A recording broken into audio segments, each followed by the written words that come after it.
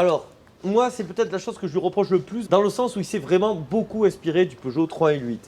On retrouve malgré tout le nouveau logo Renault. Ensuite, on a des petites touches là qui habillent bien la calandre. Alors, ces feux, ils sont bien, ils sont très sympas. On les a vus sur la Mégane E-Tech. Le souci, c'est que sur la Mégane E-Tech, ils sont mieux. Ils sont beaucoup plus fermes, beaucoup plus raffinés, alors que la Mégane E-Tech est sortie avant. Bon, écoutez, c'est la life. On a une auto quand même vraiment qui a du style. Pour un généraliste, c'est pour moi peut-être la plus réussie de toutes.